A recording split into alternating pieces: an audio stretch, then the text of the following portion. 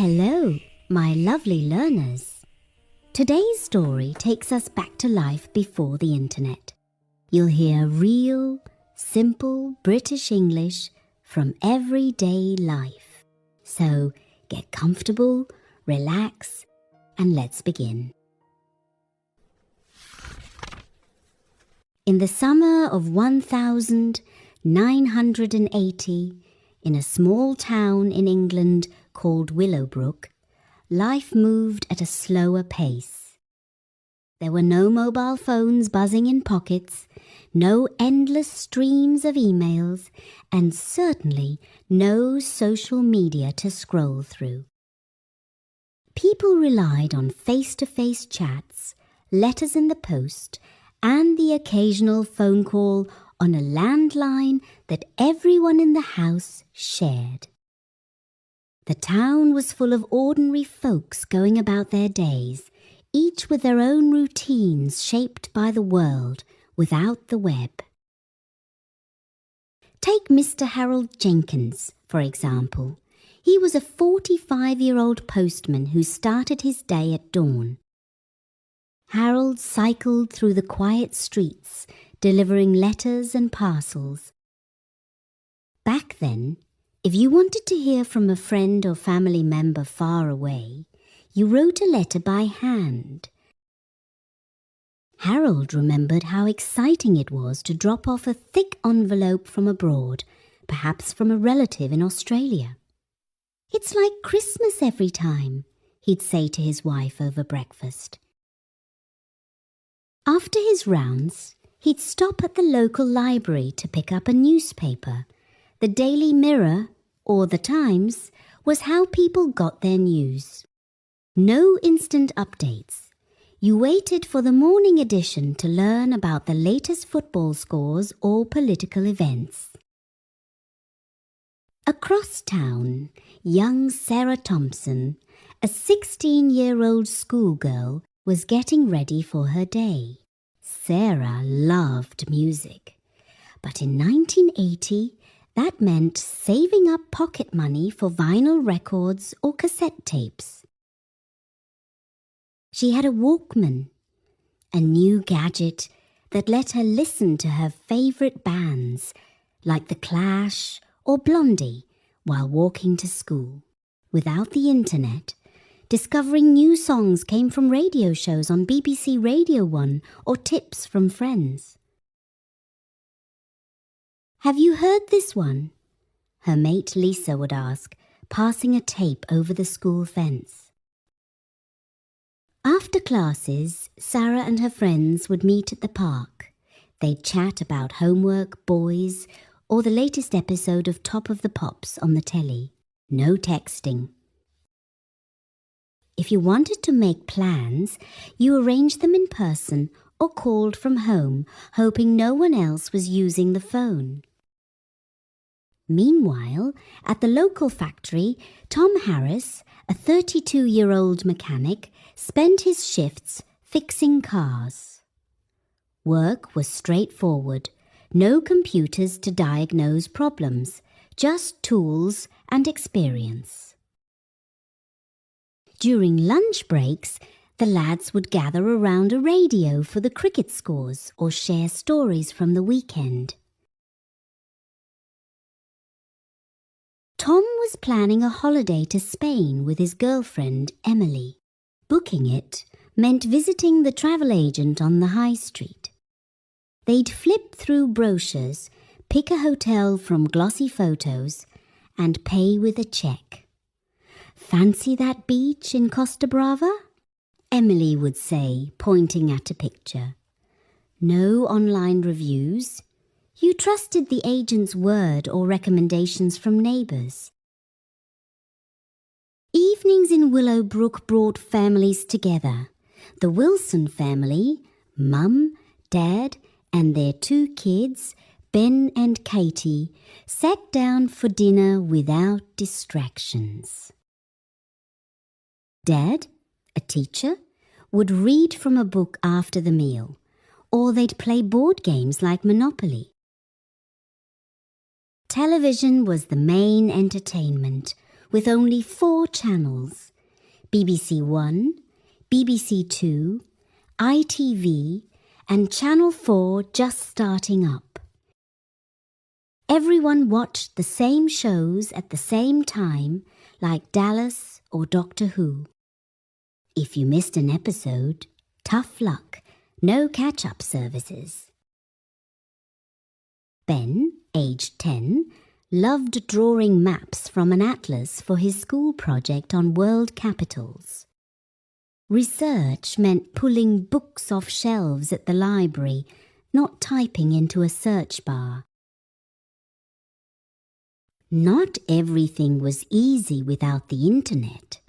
When Mrs. Eleanor Price, a 60-year-old widow, needed a recipe for shepherd's pie, she dug out her old cookbook or asked a friend over the garden fence. Shopping was done in person at the market or supermarket. No online orders. You carried your bags home on the bus. If you wanted to find a job, you scanned the classifieds in the paper or popped into the job centre. Eleanor volunteered at the community centre, where people gathered for bingo nights or knitting clubs. Social life happened in real places: the pub, the church hall, or the village green. One weekend, the town held its annual fair. Stalls sold homemade jams, second-hand books, and candy floss. Kids like Ben raced in sack races, while adults chatted over pints of ale. Without cameras on phones, people brought actual cameras with film that you'd develop at the chemist a week later. Surprises came when you picked up the photos, some blurry, some perfect. That was the charm. In 1980, connections felt more personal. Arguments weren't typed out in comments sections. They happened over a cup of tea. News spread through word of mouth or the evening bulletin on the radio. Loneliness could creep in if you lived far from family, but communities were tighter. People like Harold, Sarah, Tom, and Eleanor navigated life with patience and resourcefulness. They didn't know what was coming, the digital revolution just around the corner. For now, the world was analog, and that was just fine. As the sun set over Willowbrook, lights flickered on in houses. Families wound down with a book or a chat. No late-night scrolling. Bedtime came naturally. Life before the internet wasn't perfect, but it had a rhythm all its own, one built on real interactions, waiting, and simple joys. Folks. Folks means people, in a friendly and informal way. It's often used to talk about ordinary people, neighbours, or family members. Example: the town was full of ordinary folks living simple lives. Dawn. Dawn is the very early time in the morning when night turns into day and the sun begins to rise. It's common in stories and descriptions. Example: he left the house at dawn before anyone else was awake. Straightforward.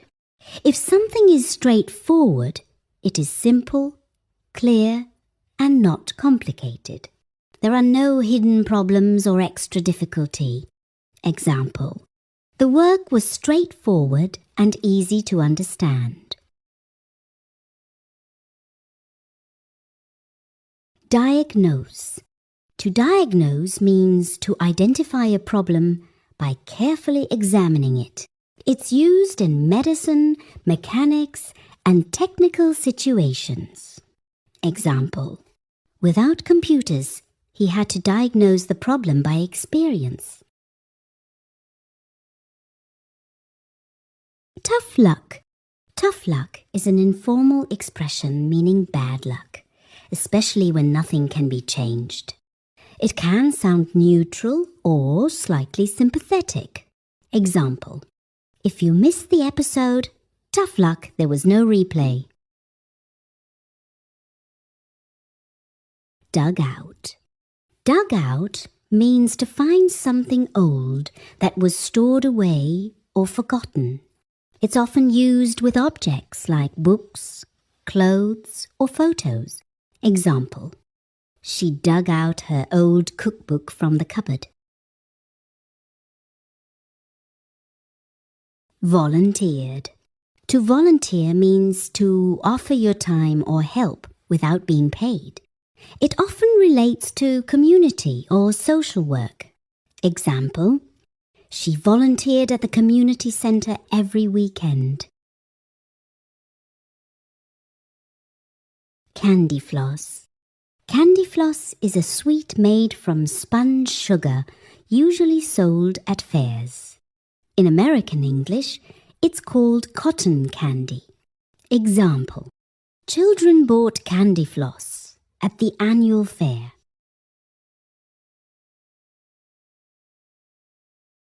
Around the corner. Around the corner means very near, either in distance or in time. It's often used metaphorically. Example: change was just around the corner.